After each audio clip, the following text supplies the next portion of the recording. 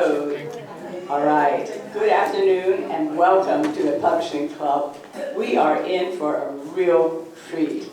Nick Cattleman is an author, memoirist, and writer who delights in the written word and the power of language. Nick began his career at WME Entertainment, a leading Hollywood talent and media agency. Then he transitioned into ghostwriting for executives. In 2018, he co-authored You Can't Fall Off the Floor. Don't you love that title? Yes. Published by Simon & Schuster. It's a memoir of his grandfather, who served as president and chairman of 20th Century Fox and MGM Television. In 2019, Nick started Story Fleck, a one-stop shop for authors, offering range of services from ghostwriting and editing to publishing. All of our dream, right? 3 of Pub Club's board members have used his services, and in one of our board meetings, they all just sang his praises. And so we thought, well, would we be able to get this very busy man, and he doesn't even live around here, would we be able to get him to come down here and make a presentation? We are delighted and gratified that he was able to arrange his schedule so that he comes from Monterey, so that he could be with us here today to share with us his expertise. Let's give Nick a really warm welcome.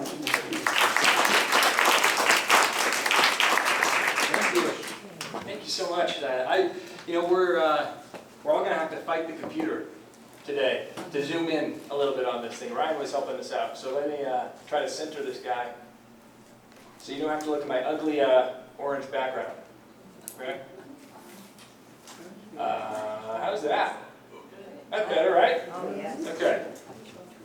Well, I got to tell you, I am so pleased to be here because I look out. I was joking earlier. It's I've seen little squares of faces that look familiar to me, but to now actually to be in. See, shoot. I told you we'd be fighting this thing. No, to be here in person with you all is super gratifying to me. I got into this business because I believe that everybody has a story to tell, and it's quite difficult to do that through a screen. So I'm really passionate about this, and how cool that all of us here share an interest in writing, in stories and narratives. I think there's a lot of value to that. It's fun to be with people that I can look at and really connect with. But when I was thinking about when Dinah and Nancy reached out to me about this talk and we were talking about maybe different things to speak about, I really wanted to focus on the biggest pain point that I see when I'm working with clients, and that is craft. All of us here share the dream and the interest of capturing our stories on the page. And the common challenge that I see are authors who kind of have dreams of writing, but the ultimate product, it falls short of their expectations. Or a writer who actually gets down to start scrawling at the page and realizes, wait a second, I don't have the skill set, or I don't have the background in order to make it be what I want it to be. So, today, what I thought would be really valuable is to give all of you people some tools that you can execute straight away into your own writing and can elevate your project in across a wide range of genres. So I actually wanted to ask you, who here, I'd love to know what people are writing. So maybe by a show of hands, how many people in this room are working on a memoir of sorts? So that's a big ticket. And then how about fiction? So short stories or novels, a couple of those, great. Or not more than a couple of those. And any poets in the room? Great. Kind of what I expected. Am I missing? I mean, I gave you 3 big ones, but are there any other forms of writing that aside from those 3?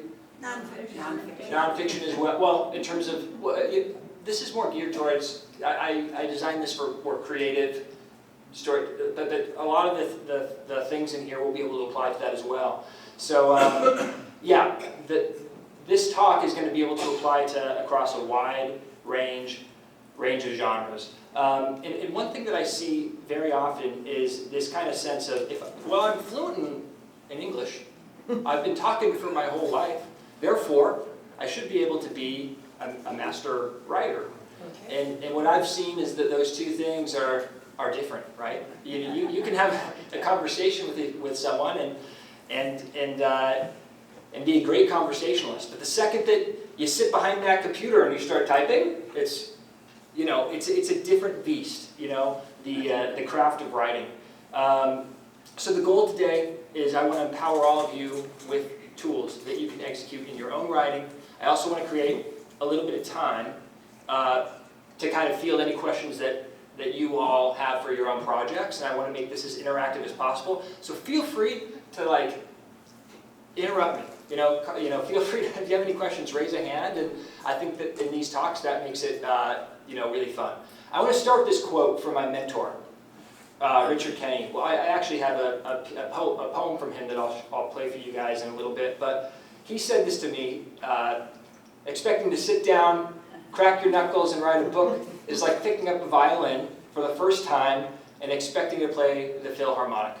And I think that's so true. A lot of us think, oh, I'll be struck by a lightning bolt of inspiration, and I'll write the next great American novel. It'll just pour out of me. And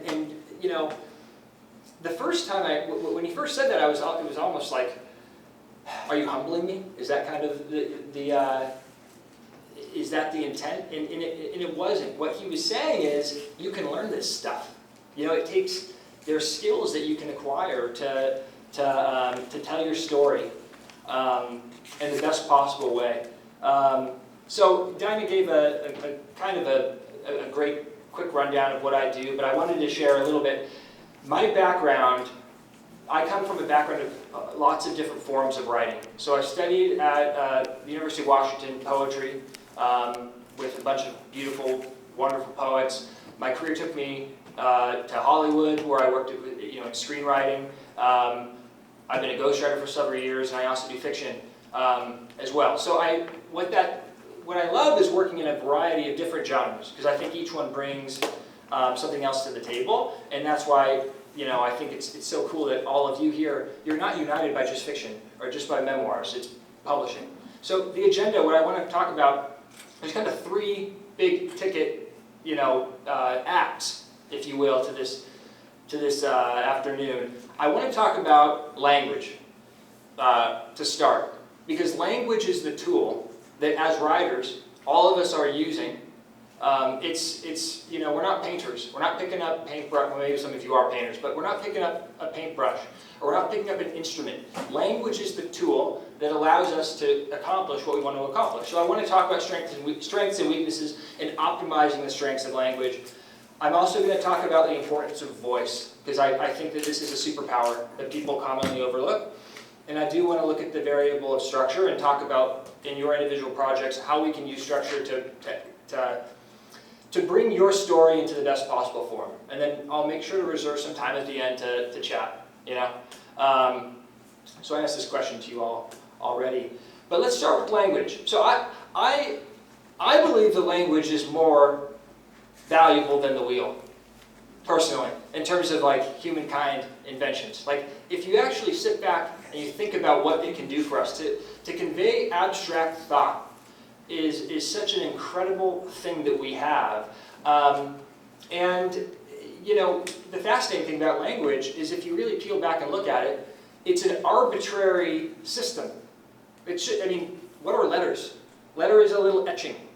An A is a little tent with a line through it. But when we put these things together, they form words, and when we put words together, they form sentences and paragraphs that can convey complex meaning. And the words that we use bear no relation to the object that we're trying to describe. And we're going to talk about that in a little bit. That's the fascinating thing. And understanding the gap between the language and the actual objects that we're using, I think, is critical to creating a story that pops. A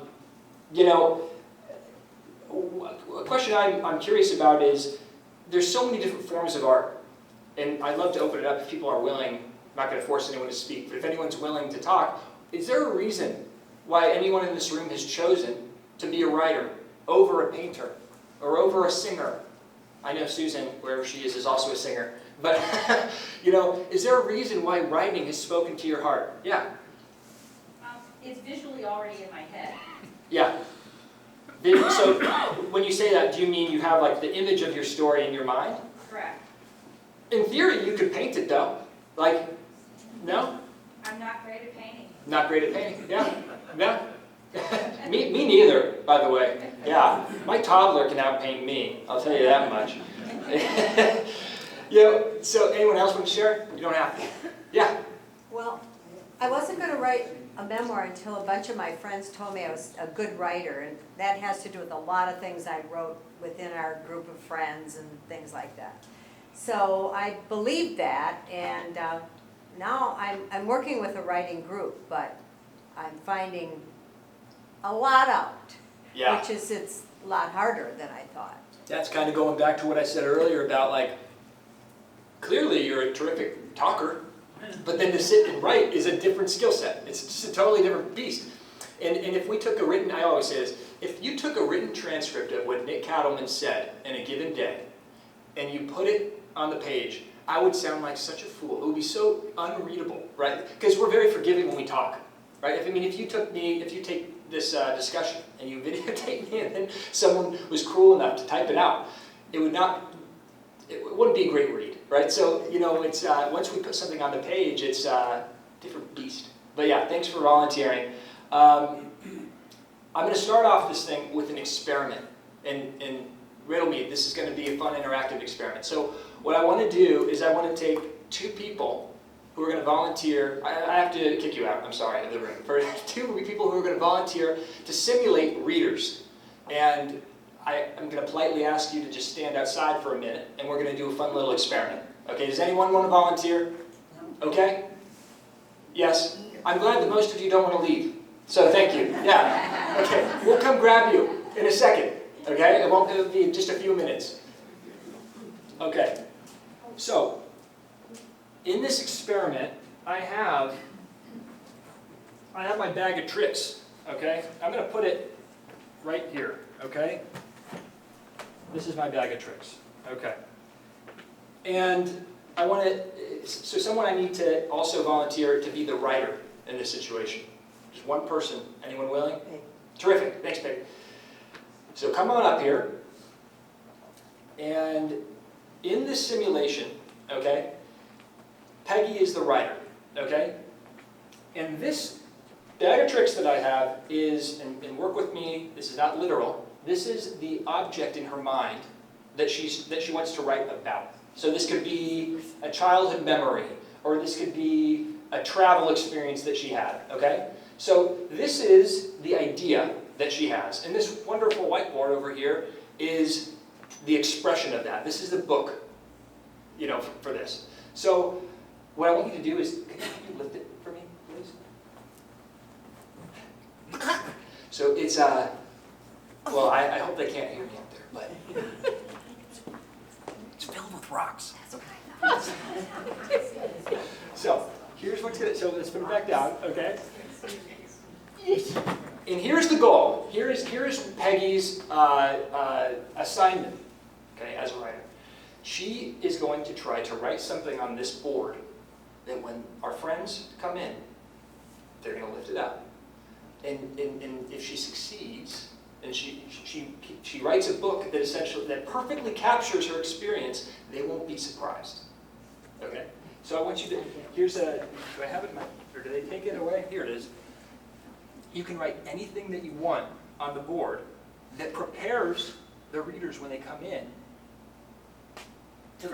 Yes, that's right. And it can be a word, it can be anything in the world that you want to write. So, not to put you on the spot, right?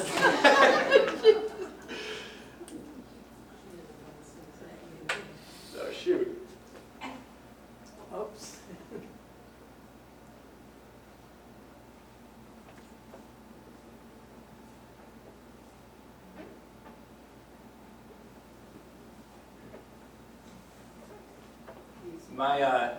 This experiment was, I can't claim inventing. I put my tweak on this experiment, but it was my mentor who did this. And when he did this, I said, what's happening? I was so confused when he was doing it, but it'll be payoff.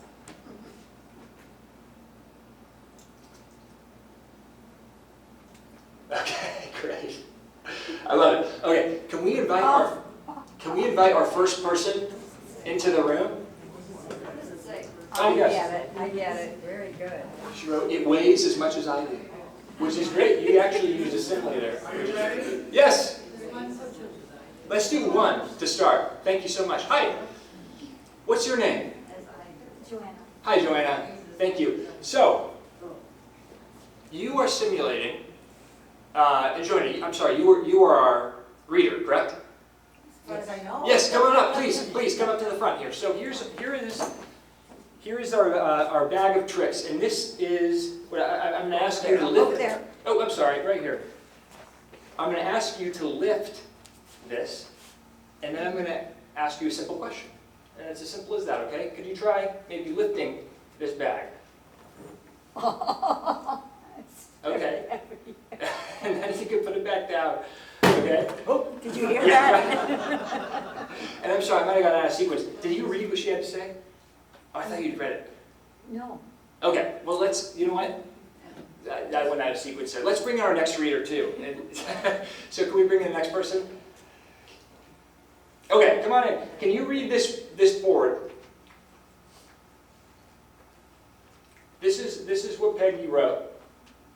Could you read this for us? I can't, out loud. Yeah, well, if you would, right It on. weighs as much as I do. Okay, and then I'd love you to come over here if you could. And I'd love you to lift this bag of tricks. And I'm going to ask you a simple question. Okay, my question is this. Was any part of you a little bit surprised when you lifted? Yes. Yeah. So, that's interesting to me. I had the same reaction. Peggy tried to tell you that it weighed as much as she did. And I actually think she did. Most people, when I do this presentation, they come and they say, heavy. She did a very sophisticated simile, as weighs as much as I do. And by the way, on the spot. We put you on the spot and you came up with a great description. And yet, she told you. And I'm sorry, I went out of sequence with you, Joanna, but when you looked at this, there was still a sense of surprise. Because her telling you something through words was different from the experience, or the feeling of it. This poses a very big problem. Critical issue for us, I think, as writers.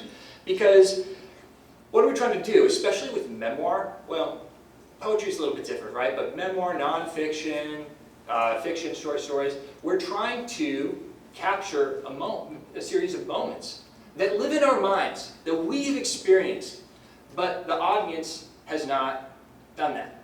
So language, for as powerful as it is at conveying complex emotion, complex thoughts, has a really hard time conveying how something might have felt. So the point of this is that language is not necessarily fallible. And thank you so much for volunteering. You guys don't need to stand up here any longer. Feel free to sit down.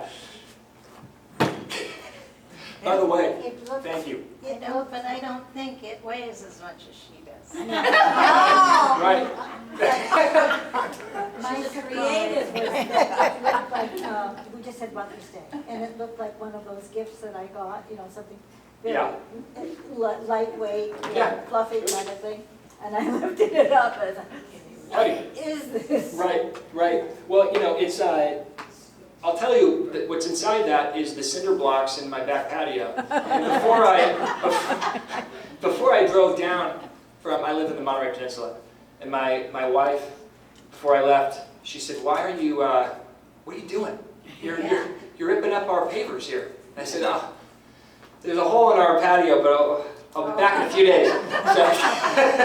So that's it in there, right? So I want to share this with you here. Okay, this is a picture of a fire. Okay, so I'm working right now on a memoir of I wonder if you guys remember the Woolsey fire in 2018. You guys remember this? Horrible fire. Yeah. Awful. Southern California.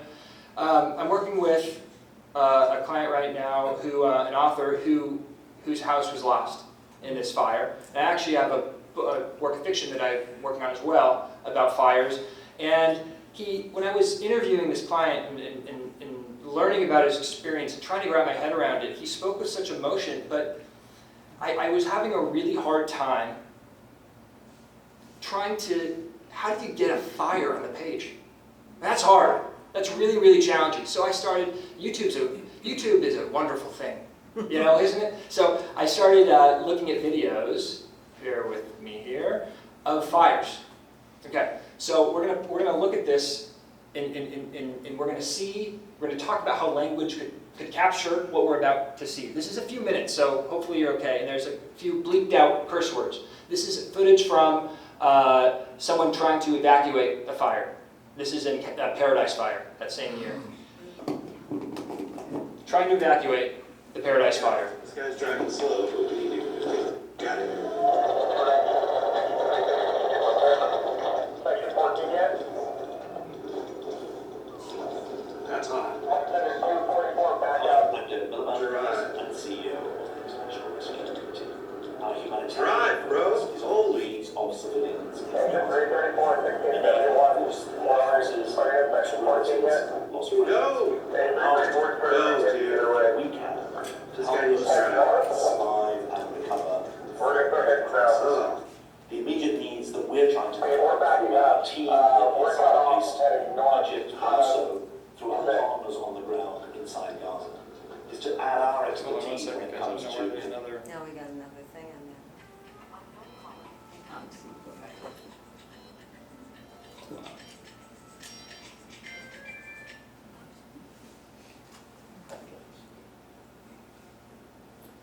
Well, that's, humanitarian service. I don't know. So, yeah, the audio is being weird, but let's just keep watching this, okay? So, as I was watching this video here, I mean, these guys they're in deep trouble. And they're gonna be okay, so I don't want anyone, but this is the experience to some degree of the client that I was working with. He was trying to escape his house, and it was burning down all around him. And this is real footage. And as writer, the reason I show this to you is not to just show some Michael Bay movie of explosions and fire. I show this to you because as writers, if we're trying to capture our experiences, this is what we are trying to convey. We have to. I mean, this is a visceral example of it. But how are we supposed to use language in order to capture this? It's extremely challenging to do so. And I don't know about you, but early on in my career as a writer, I would have a very firm image in my mind of what I wanted to convey. And I tried so hard in a very heavy-handed way to get that precise image across. And I slapped a million adjectives on nouns. And I, for this, if I was writing this, the 50-foot-long, orange, black-tipped flames, I just tried so hard to force this image down your throat. This part's crazy, because look, once they get through this smoke, it's like nothing happened almost. It's just gone.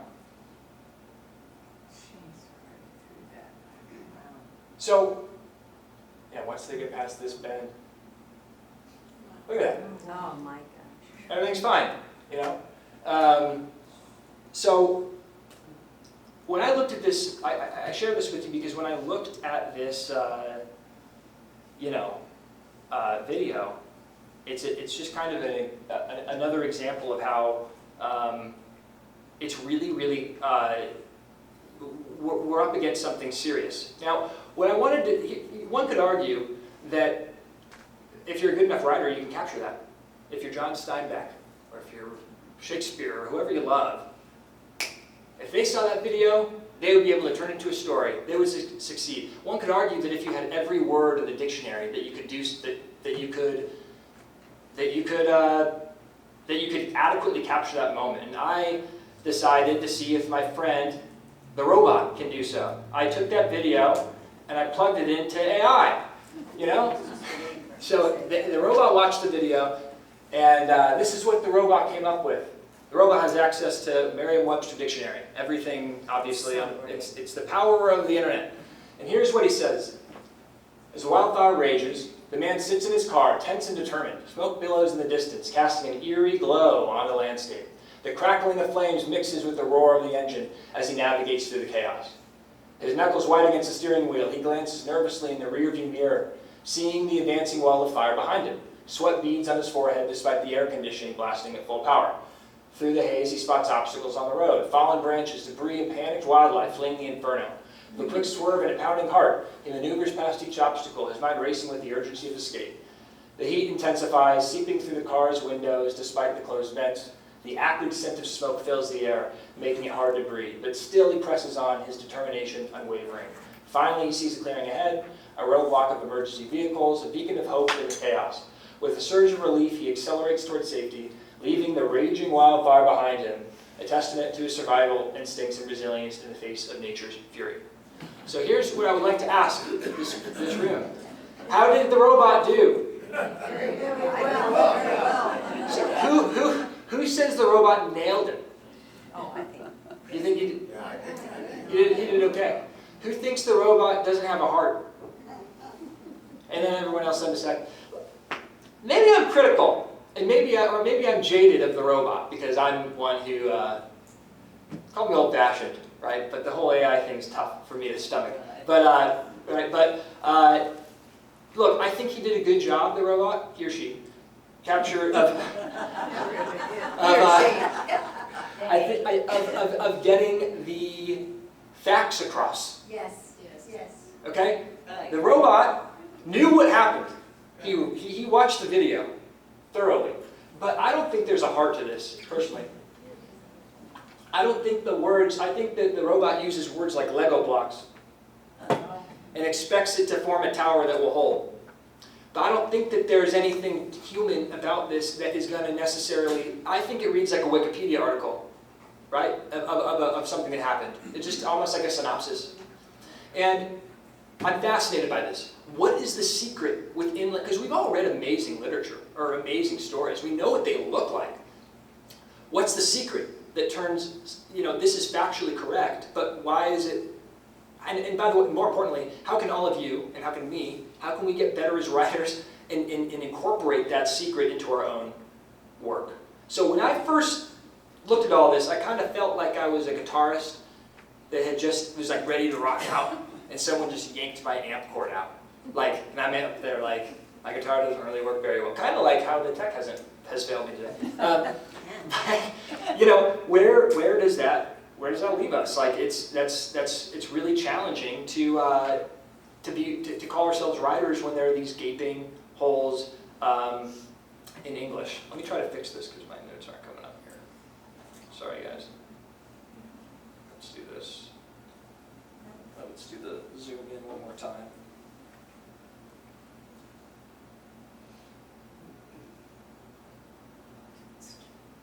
Okay, there we go.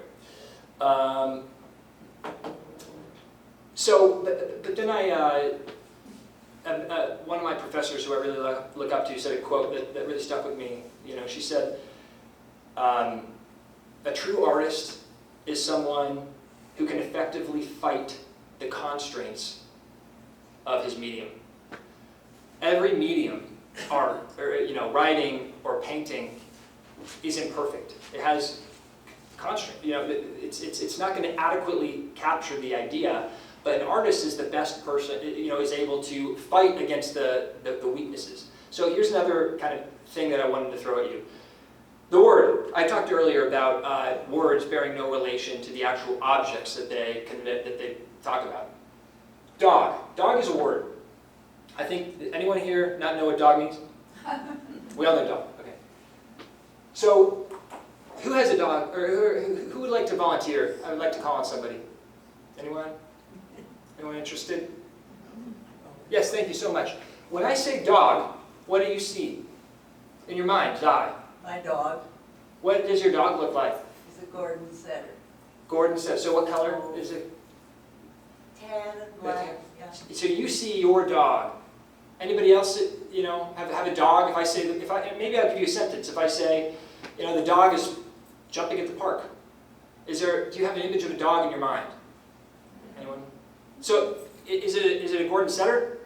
No. It's a different dog.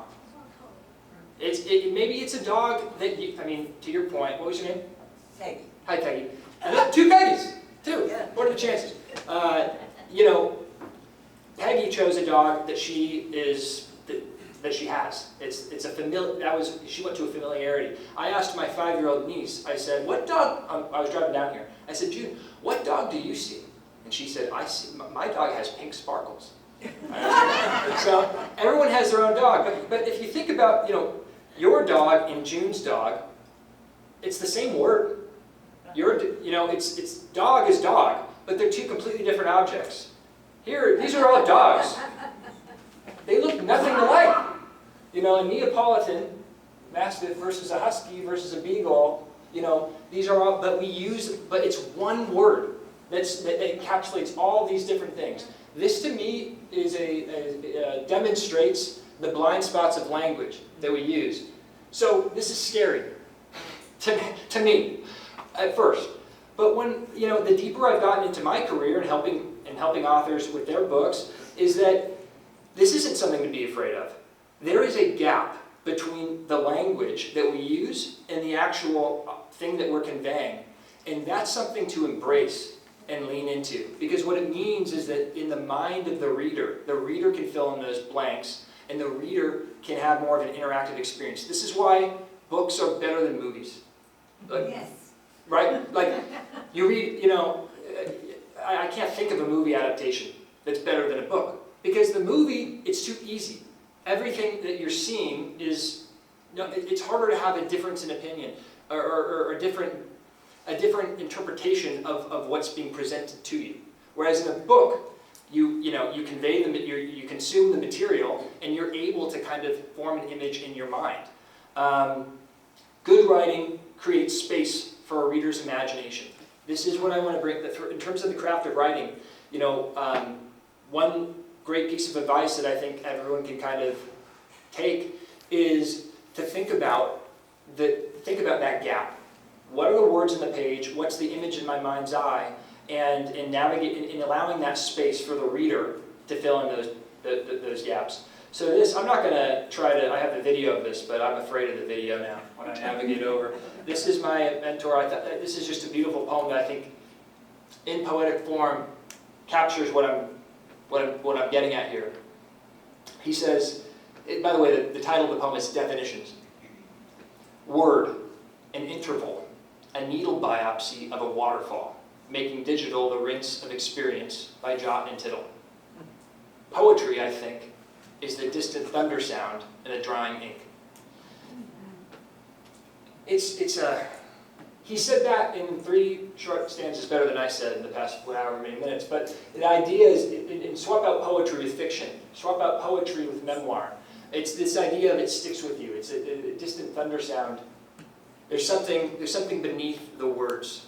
And I think what he's talking about there is that gap between the actual words. It's not about the words on the page. It's about the words there's a relation to the objects beneath them. There's layering there. So, I bring up language because I think that to me is a very important thing to keep in mind while writing. But I want to talk about voice. This voice to me is a very valuable tool to combat the weaknesses of language and to really optimize the strengths of language. And what voice allows you to do is to move past what happens, move beyond what happens in a story, and really talk about how it happens, or the character that it's happening to. Because, I mean, a good example is like a great comedian. If you're listening to I love Jerry Seinfeld. If you listen to him talk, it can be anything. It doesn't matter what he's talking about. He's just funny. Just the way he communicates is funny. And all too often, I see authors who are so passionate about their books, but they're almost afraid to fully get their voice on the page, or they don't know how. And I had an author at the beginning of the process say to me, "It's so hard. Everything that I write, when I share it with my friends and family, they read it and they say, this doesn't sound like you.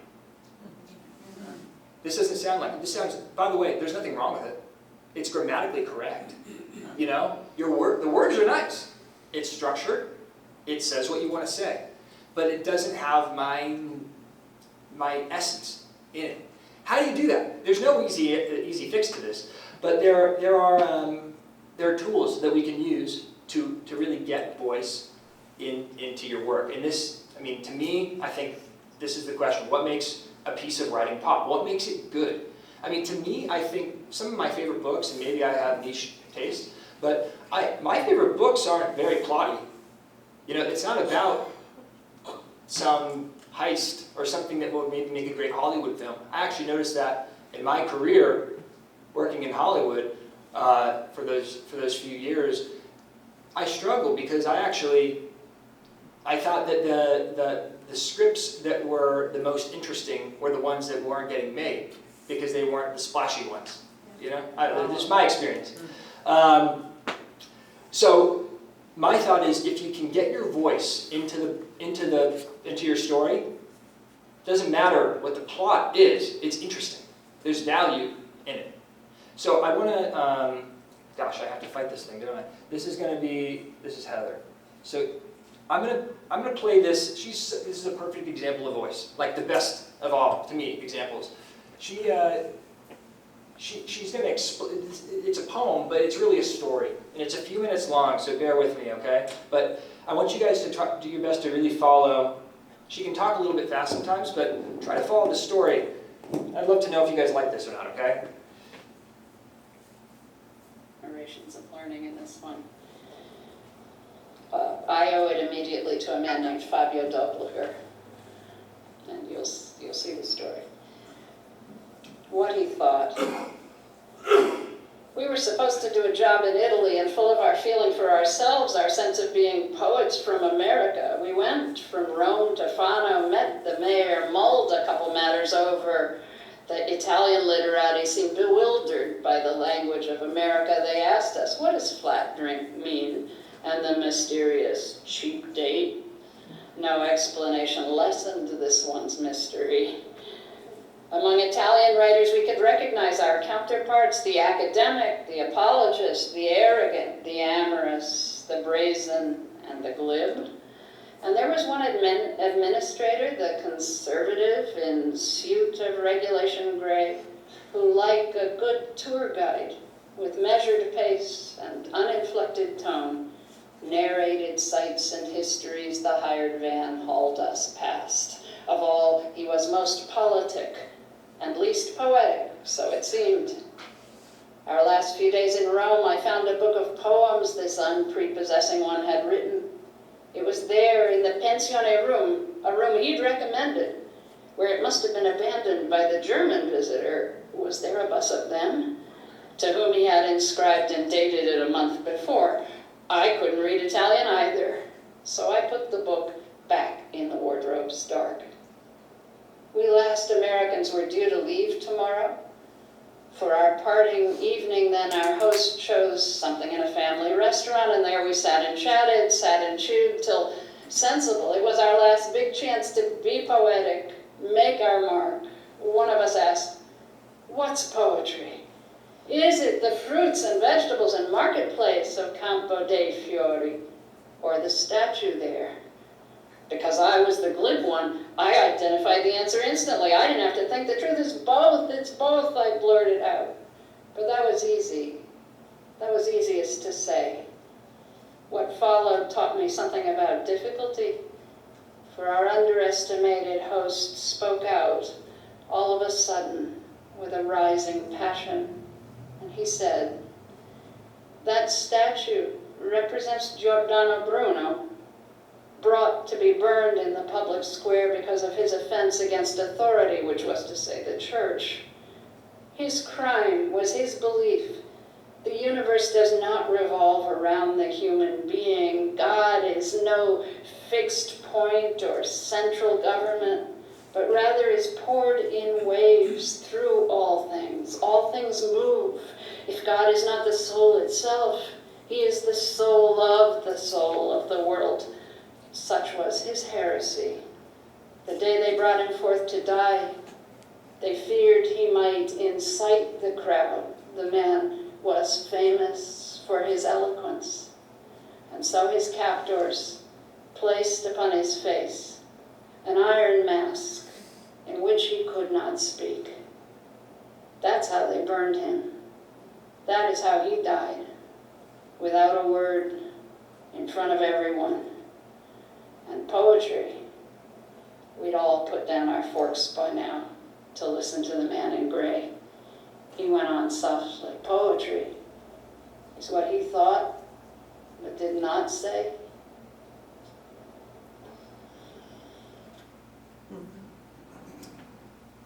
So, I wonder if you guys like that. It's a hard thing to listen to, right? But to me, by the way, no judgment. I feel the hairs on the back of my neck raise when I hear that poem. Did anybody have that experience as well, or did anyone feel something? Anyone not like it? That's okay, you know. That's the beautiful thing about writing, is that it's subjective. To me, she did a great job of it.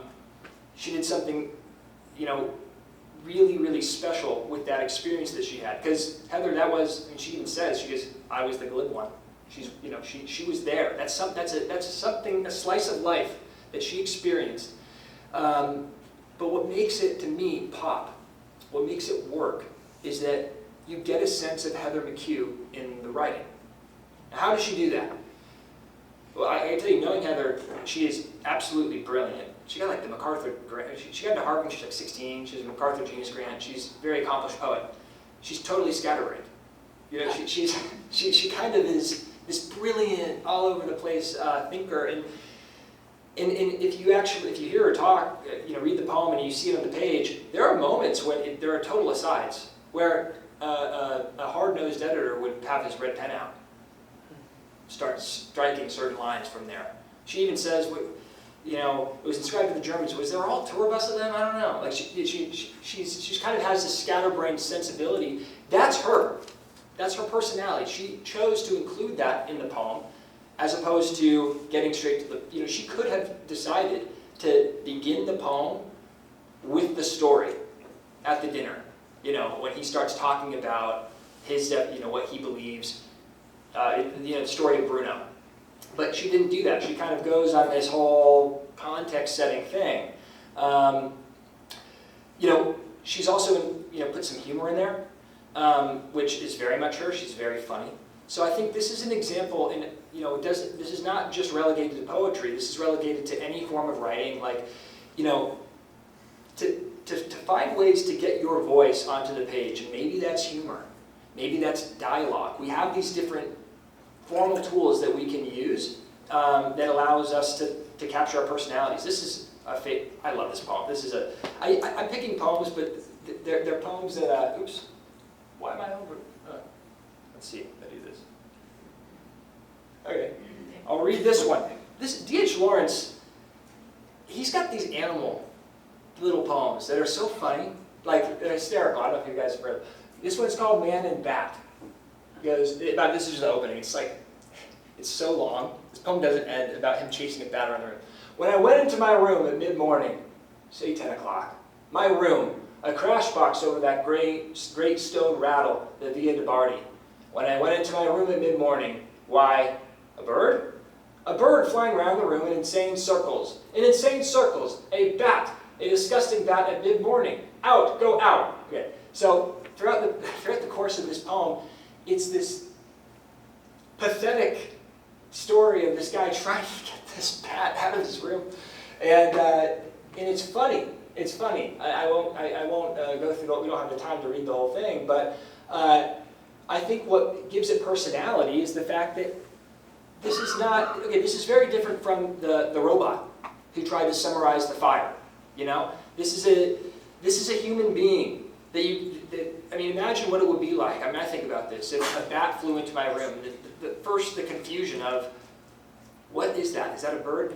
It's a bat. No, this is a disgusting, disease-carrying, you know, creature that has to get out. And he's not afraid to use certain, you know, punctuation, to really lean into that. You know, so that's just an example. I think Robert Frost Robert Frost, obviously, we all know what he did, but he actually has some really helpful essays on craft. He said, I wish I could write a whole book on the craft of writing, but every time I touch my pen to the page, a poem comes out. I'm like, well, that's a good problem to have, right? But he talks about his famous thing is something called, has anyone heard of this? The sound of sense? The sentence sounds now? I'll explain. I alone of English writers have consciously set myself to make music out of what I may call the sound of sense. The best place to get the abstract sound of sense is from voices behind a door that cuts off the words. That's a crazy thing to say. It is the abstract vitality of our speech. So what he means, you ever like stand behind a door? Let's say you're a kid. You go back to your childhood and your parents are arguing.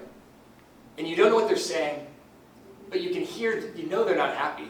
You don't know what they're arguing about. You know, but there's an energy, well, who cares what the words are, right? You know there's a spirit behind that. Frost wanted to capture whatever word that is, whatever essence that is, he wanted to get that in his poems. He wanted to capture that essence. And I think that's what I mean when I say voice. The feeling that we don't have as writers, we don't have the ability to gesticulate or to intonate with our voice. All you get is this. You have words on a page, and someone's going to read it, and hopefully they get it. So personality. I think it's so important to really get who you are on the page, and to not necessarily worry all the time about being correct or incorrect. It's okay to break some rules as long as you're reflecting your true self. I really do believe that while working on a book, this is more in the memoir scheme, so not as much applicable for nonfiction. Make a list of who you are. What are some of the descriptors that people might tie to me, and try to capture those things, really lean into them in your writing. This is a quick exercise that has been super valuable to me, some authors that I work with. I always say this: choose 3 people from your life that would get in a fight at a dinner party. What I mean by that is 3 people with big personalities that are not the same. I don't know. So in your mind, if you kind of grab those people as reference, and then choose a single trigger that could kick off a story. So I'll give you one. Okay, a baby shows up on the person's doorstep. What do? And you're writing a story from that person's perspective. So let's say it's the super zany uncle who's very irresponsible and unemployed and kind of all over the place. What would he do? What's the story of what would happen if he found a baby on his doorstep? Versus the very buttoned up, business owner. How would that person respond? What this forces you to do, by the way, just do a free write. Spend 15 minutes from each 3 characters that would not get along at a dinner party. The same plot trigger applies to all 3 of them, and experiment with how the writing changes. And by the end of it, see how similar and different they all are. What this forces you to do is really lean into using language for different personalities. So maybe one of them is going to have a lot of dialogue. Maybe one's going to have a lot of humor. Maybe one is going to be very to the point, straight. I think that is kind of a good homework assignment that I think can really awaken kind of depth in writing.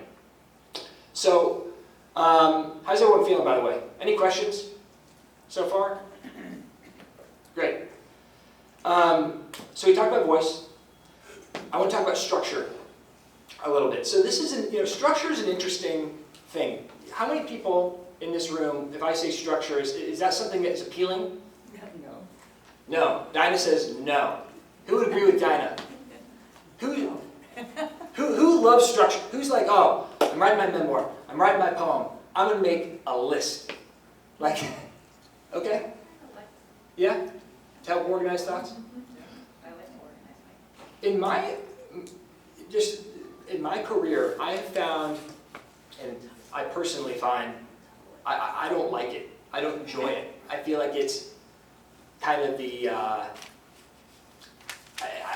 it has an implication of being antithetical to the creative experience. And I found that in the authors that I work with, is that, well, I'm writing a book, you know, I'm trying to be creative. I want to produce art, or I want to produce, you know, a story. Like, I don't want to sit down and put my stories into Tupperware containers. It's just, but, you know, the great analogy is to build a home, you need framing, right? To build, especially for long-form stories, you need structure to keep the whole thing up. What I will tell you is, in my experience, the best thing you can do if you're working on a long-form project is to build that outline in, but not in a creative way. And I have a process that I want to share with you, and I think has been very helpful for authors that I work with. I really believe this. Every good piece of long-form writing comes from an outline. Because what it does is one, it organizes your thoughts. Two, it makes the process more efficient. Because I wonder, has anyone in this room had the experience of writing something, that getting in the hole, you're in flow state, you're in it, and then you kind of, you get to the end and you think to yourself, where does that fit? Like, how is this going to work in my book? Or, uh-oh, did I kind of go on a tangent? Like, what's my book even about? Like, does anyone have that experience? Yeah? Thank you. I've had that experience a lot, and it's annoying.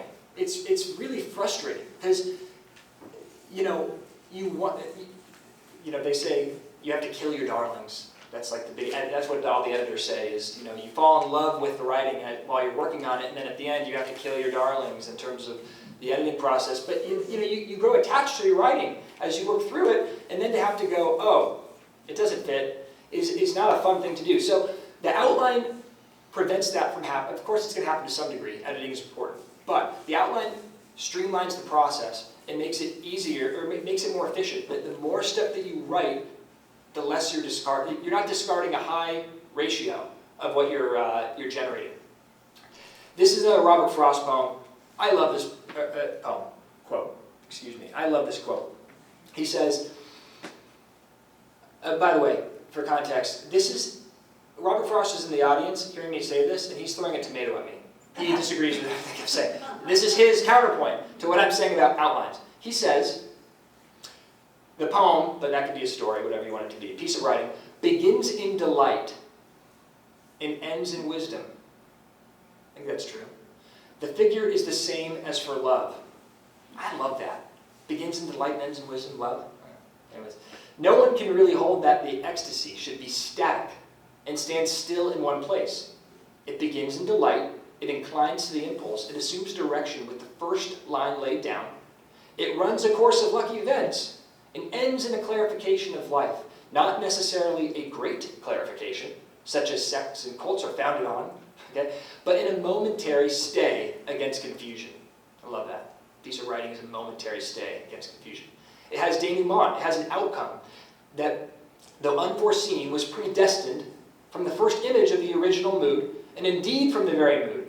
It is but a trick poem, and no poem at all, if the best of it was thought of first and saved for the last. It finds its own name as it goes, and discovers the best waiting for it in some final phrase. All right, so what he's talking about is writing is not just a form of expression. He's talking about writing as a form of discovery. Is that by sitting down and some magic happens through this creative process as I'm putting these arbitrary glyphs and symbols on the page, that my brain kind of awakens to me. I discover something about that I wouldn't have seen. Has anyone experienced that? Have you ever sat and written something, and by the end of it, you learned something that you hadn't seen before? Yep. That, at the beginning of this talk, I asked, Why choose writing over painting, or over singing, or over playing an instrument? That's a big piece of my answer, personally, is the learning that I get through writing. I think that there's so much, it's like addicting, and there's actually some, won't bore you guys with neurological or, science stuff. There is science to that, is that, there's been studies that people put, connect you to electrodes and do brain scan as someone is writing on the page, and it actually opens neural pathways in the mind. Because when we're out in the world, we're almost like distracted, Sitting in a quiet place and working on that can unlock something. And the fascinating thing is that those neural pathways are much more active when you're writing with a pen than you are when you're pecking at a keyboard. Because you're actually working through the letters. It's like there's something. Who writes on a keyboard? Anybody only? Who writes with paper and a pen, like me? Yeah. So it's so hard to scale it because obviously you got to transpose it. But I love that. I find myself having such a hard time getting into it because the A and the B and the C are the same button in a different spot.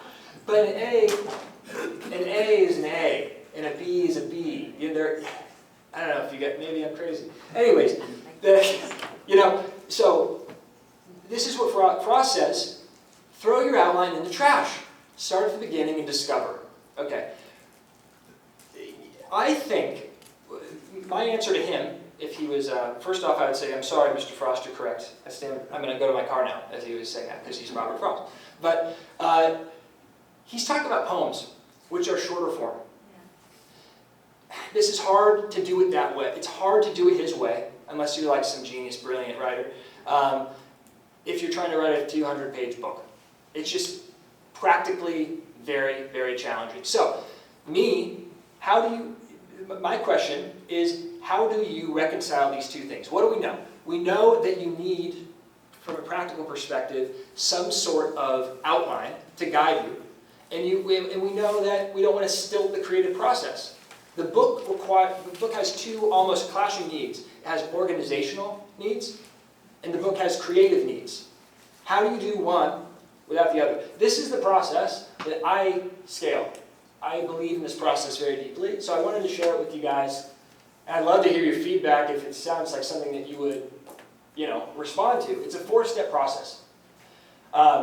Theme, structure, sequence, and free write. This is hard for poetry. It's not going to apply. We're going to talk a little bit about structure for poetry in a minute, but this is mostly for longer form creative works. So it works for memoir. It works with fiction with some adjustments.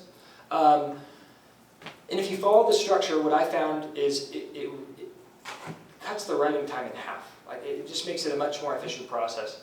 So the first step is theme. And I want to start with kind of an analogy. I mentioned earlier the analogy of writing a book is kind of like building a house. Let's say that you acquire a beautiful, sprawling plot of land with no home on it, and you got lucky. Let's give you a blank check for any, okay? You can build your dream home. Okay. There's like 1,000,000 decisions that you can make in that process. To me, the first place to start is what kind of style of home do I want to build? What do I want to feel when I walk into that front door? Do I want it to be a cabin thing where it's kind of rustic and reflects the natural world in a way? Do I want it to be a cottage that's like elegant or sophisticated? Do I want it to be modern? This kind of sleek thing. How do I want it to feel? Because you could look at a cabin and say, I love cabins. And you could look at a modern house and you could say, I like that too. But you can't have the same in one home. Otherwise, it's kind of a circus, isn't it? I guess you could do that if you had some credit. But it wouldn't feel like a home. It would feel kind of like these different elements that kind of conflict with one another. To me, that is the theme of your book. The theme is kind of a thesis, the feeling that the person reading it is going to get. What do you want to leave your readers with? And this is an example, a really good example that I like to use. I did this memoir with Father Connor, and he was what an amazing guy. He's ordained as a Catholic priest in his early 20s, and then they sent him off to, it was back then it was Tanganyika, but it's Tanzania, modern day Tanzania, and he worked there, you know, as a priest until he was in his 70s, right? He didn't come home. That was his whole life. And when he touched back in California, he had family that he hadn't seen or anything, and he said no one knew what he had really done. It was like the coolest. I loved working with him on his book because he was such like a tight-lipped kind of guy, very serious. He worked so hard, done so many things. He had a hard time communicating his experience that he had with his family members. In the memoir that he wrote, that I helped him with and guided him through, became his way of saying, this is me. Share, because he was a stranger to his own family. And he did these incredible things. I mean, he had to navigate the Uganda-Tanzania war.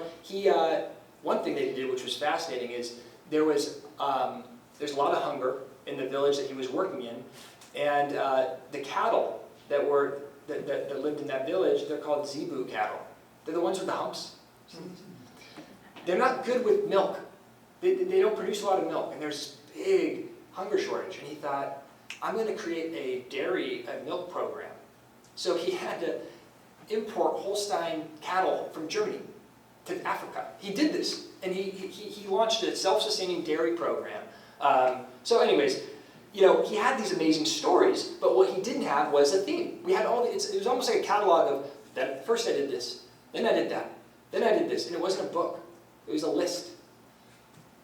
So together what we kind of figured out was the best way to make a difference is to be a doer, because this guy did not rest. He was constantly, moving. And the fascinating thing about Father Connor is that when I asked him about his faith, because he is a Catholic priest, he wanted to talk more about the plumbing of the girls' school that he built, more than any sort of passage from the Bible. He was about doing.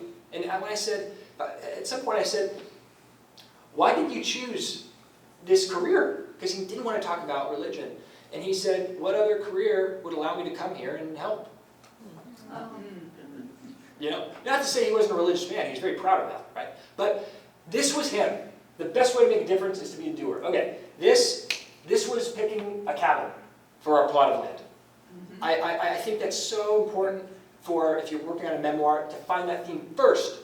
I mean, you might want to free write it. Sometimes you have to work in order, and do some free writes in order to find that.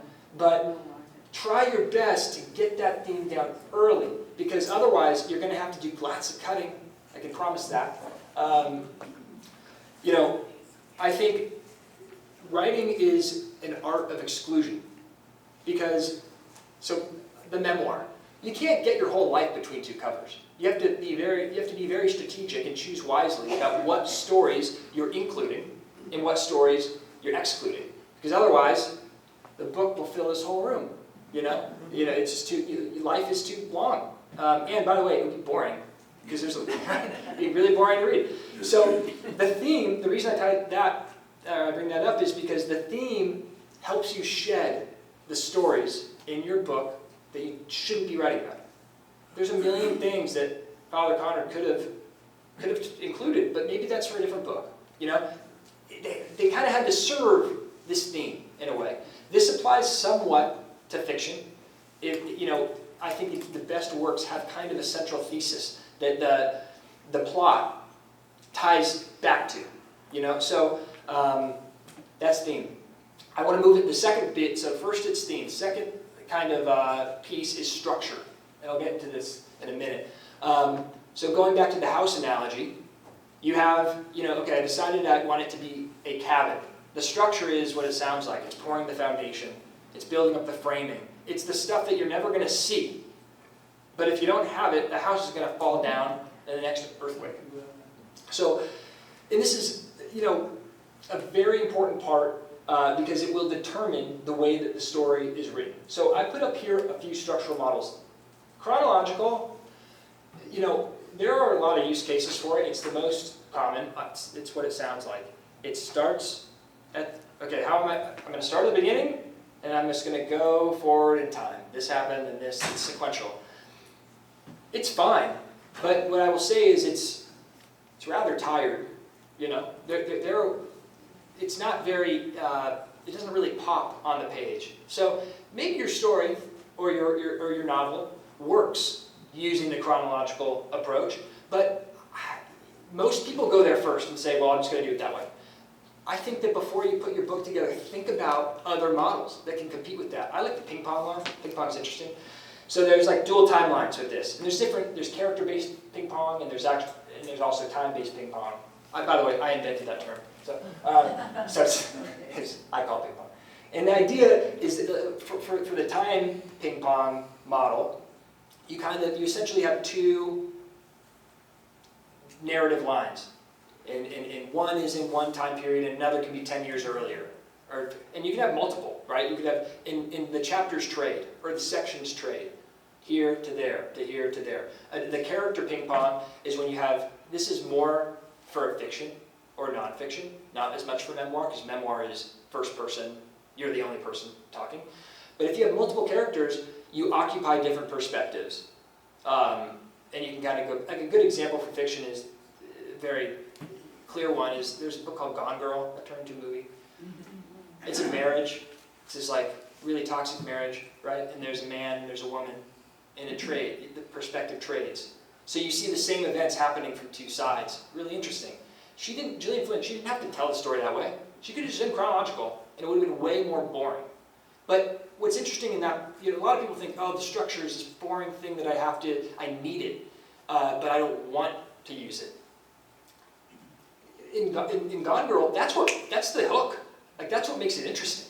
So I think this stuff is so important to talk about at an early stage. The cliffhanger approach is like, anyone watch White Lotus? Oh, yeah. Okay? All right, episode 1, what do you see? Floating in the water. Floating in the water. And then you're going, who died? And then, Yeah. Right. So there's a cliffhanger, and then 1 week earlier, and then the whole thing leads up to that. Okay, so that is, that's an interesting, that was a device. They didn't have to do that.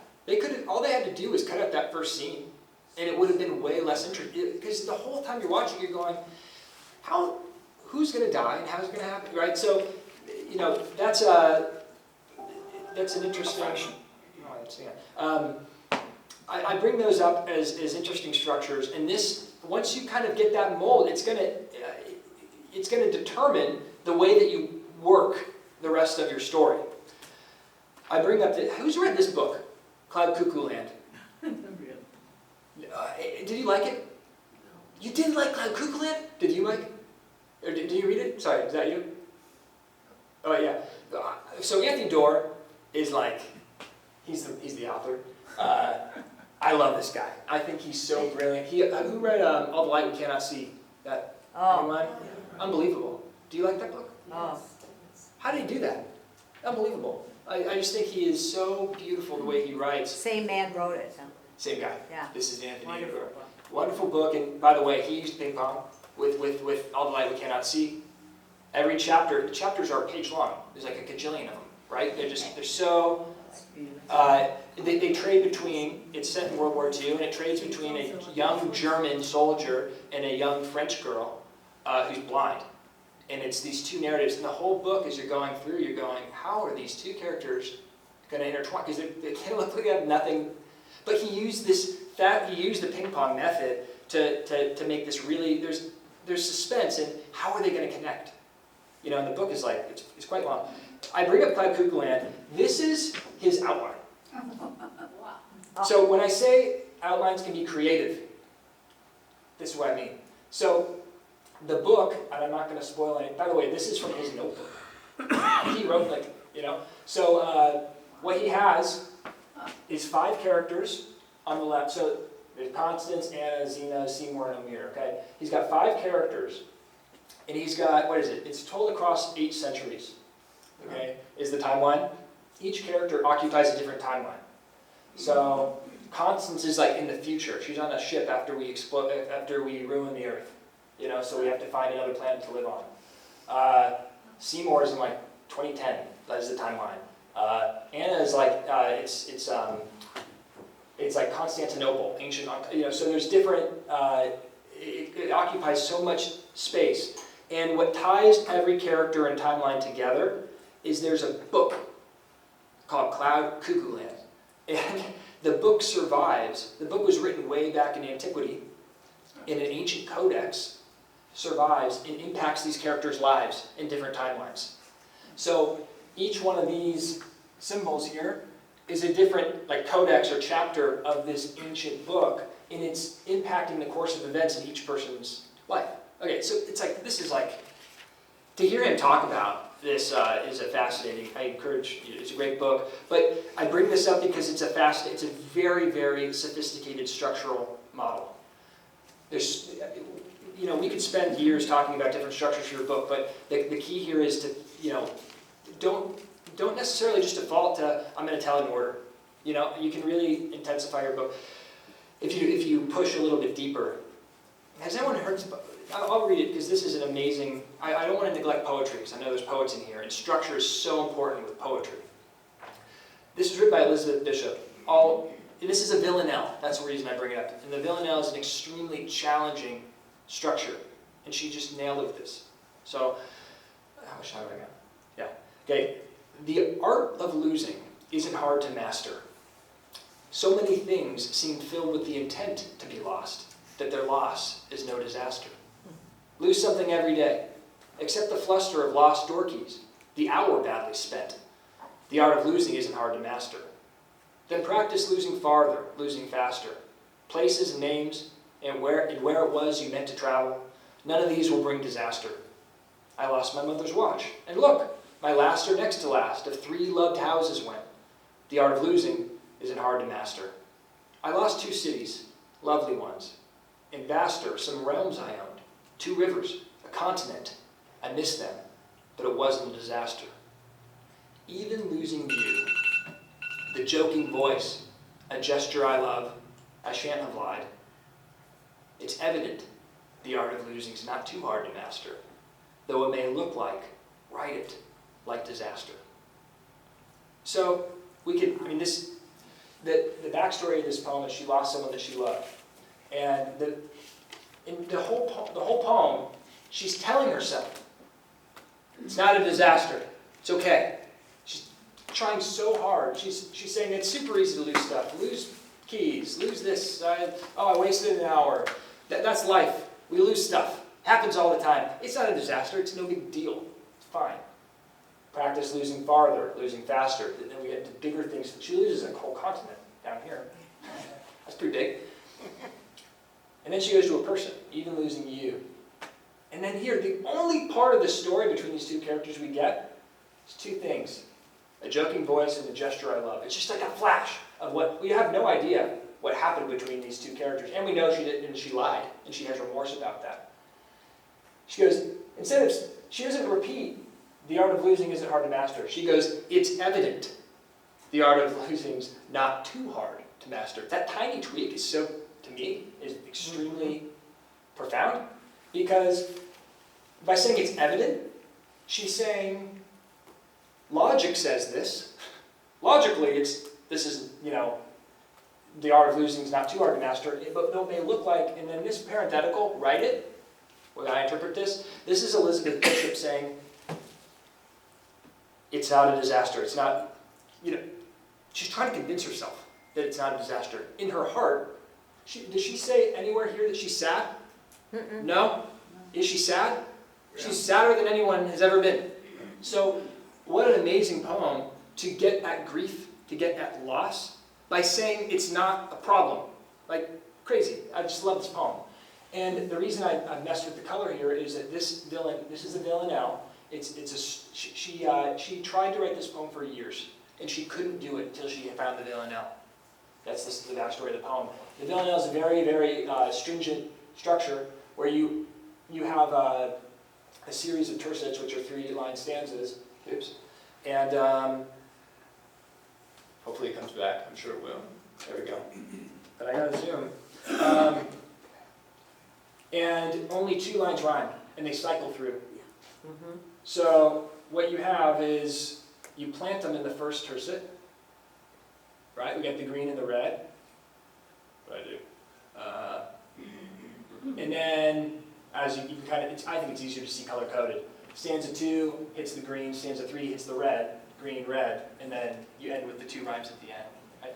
I've tried to write villanelles. I have done so bad with these. These are hard, because it's just like, it comes across feeling a little bit wooden, I think, when I do it. But I bring this up, this structure piece, because she couldn't get this idea down until she experimented with this. So I think, all to say, if you're working on, I think it's important to reinvent the connotation of structure with not as a constraint, but almost as something it can almost, it can unlock the way you think. So structure, that's our foundation. And I want to move on to the third piece in this process is the sequence. So for our cabin we're building, we know it's a cabin. We've decided it's going to be woodsy. We've decided that we poured the foundation. Now we got to decide where the rooms go. We have this big thing, big box, and now we got to make little boxes inside the big box, right? For our book, that is selecting the actual stories or the content that are going to populate they're going to populate your book. And this goes back to kind of that the art of exclusion. You have to decide what to cut and what to include. And I like doing this in a Google Doc. And at this point, then you can structure. I won't get too granular in terms of like how to deal with chapters. That's something that depends on the book. But this is about selecting the right stories and putting, I say sequencing, because it has to go in the right order, right? So you're saying my bedroom is going to go in the back left corner, and the hallway is going to go here. This story is going to go there, and this, and then you put it in a Google Doc in a structured way where you start to see the book at a very high level, like a 10,000-foot view. I wanted to put this anecdote versus reflection in, because I think that this doesn't apply forever. This is only memoir, but I think it's I wanted to bring it up. The anecdote is the meat. That's what happened to you. The meat isn't very, the way that you get profound is to reflect on that experience, right? I think this is a valuable way of, I put this up here because I think it's really helpful in structuring the sequencing for a memoir. So, and I put this in the outline, actually. Yeah? That also works very well for poetry. Yeah. From the heart. When you do your anecdotal poem, and then the last stanza is your reflection. Yeah, that's an interesting way. Yeah, I mean, the poem, there's so many forms of poems have a turn at the end, like the sonnet, for instance. You have that turn, and maybe that's, I mean, poetry is, there's so many different ways to do a poem, but the turn, I've seen that a lot, is like that end, you're saying the last stanza, or the last line, or whatever it is. That's your space to comment on what just happened, or reflect. So I think that's absolutely right. Yeah. So that's sequencing, and then this is the best part, right? So, and I want to the free write. This is the fourth step, right? So we start, just to recap, structure, theme, structure, sequence, free write. So now in the house, it's a cabin, you poured the foundation, you built all your rooms, and now this is like the part that makes your house either great or not great, right? It's like, this is experimenting with paint on the walls. This is getting furniture. This is the stuff that you see. This is the experience of the house that makes it what you love. The free write, I can't see it being possible to love writing without loving free writing. Yeah, this is what I think what we all do it for, is like that getting into the flow state of sitting down and getting into a moment. But what we've done, because we've taken these 3 prior steps, is we've earned the free write. We've done the prep work that allows the free write to go. So for, like, going back to Father Conrad's book, one of the things that he did in his life was he built the first school for young girls in Tanzania. He built it for free. He wanted to write that, but he didn't know where it was going to go. He didn't know how to do it. Once we went through the first 3 steps, he set his alarm for 6 a.m. and it's Tuesday, say, and it was, okay, this morning I'm free writing that part. And then when he got to the end, he knew exactly where it was going to go. it slotted right into the book, and it was efficient. And he knew what parts to include and what not to include. He knew he was going to talk about the importance of doing, being a doer. He knew his structure that he had chosen.